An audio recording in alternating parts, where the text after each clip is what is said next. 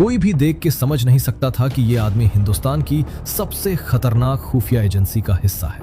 जैसे ही वो बिजनेसमैन अंदर आया, उस ऑफिसर ने खड़े होकर कहा, पीएम ने आपके लिए एक संदेश भेजा है। उस बिजनेसमैन का चेहरा एक सेकंड के लिए बदल गया, क्योंकि अगले 72 घंटों में हिंदुस्तान के इतिहास का सबसे बड़ा ऑपरेशन मनी रिकवरी शुरू होने वाला था। एक ऐसा ऑपरेशन जिसमें 38,000 करोड़ रुपए का छिपा हुआ काला धन वापस लाया जाने वाला था। और ये सब होने वाला था बिना एक गोली चलाए, बिना कोई फौज भेजे, सिर्फ दिमाग और प्लानिंग से। लेकिन ये कहानी यहां से शुरू नहीं होती।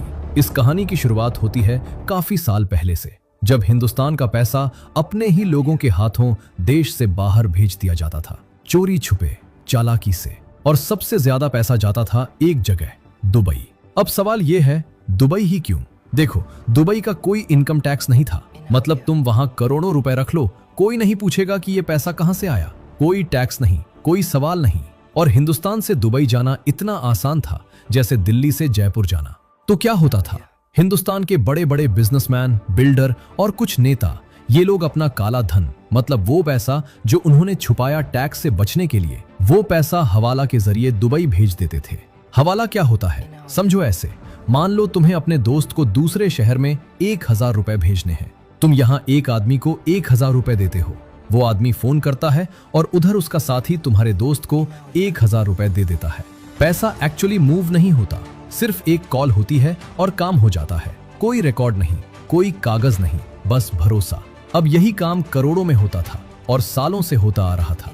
एक रिपोर्ट के मुताबिक 1991 से लेकर 2014 तक लगभग 5 लाख करोड़ रुपए से ज्यादा काला धन हिंदुस्तान से बाहर गया। ये इतना पैसा है कि इससे पूरे देश में 50 साल तक फ्री बिजली दी जा सकती थी। और इस पूरे काम में सबसे बड़ा नाम था दुबई। वहां प्रॉपर्टी में पैसा लगाया जाता, वहां कंपनीज बनाई जाती, वहां बैंक अकाउंट्स खोले जाते, सब कुछ नकली नामों से, फर्जी कागज से। सरकारें आती थीं, जाती थीं, लोग बोलते थे ब्लैक मनी वापस लाओ, नेता वादे करते थे, लेकिन कुछ होता नहीं। कि बात सिर्फ पैसा ढूंढने की नहीं थी, बात थी एक दूसरे देश से, वो भी दुबई जैसे पावरफुल देश से, ये कहने की कि हमारा पैसा वापस करो। ये तो लगभग नामुमकिन लगता था। लेकिन फिर 2014 में कुछ बदला। नरेंद्र मोदी प्राइम मिनिस्टर बने और उनके साथ आया एक आदमी, Ajit Doval, national security adviser, मतलब देश की सुरक्षा का सबसे बड़ा आदमी। अब डोवल कोई सीधा साधा ऑफिसर नहीं था। ये वही आदमी था जिसने जवान होते वक्त पाकिस्तान में 7 साल तक जासूसी की थी।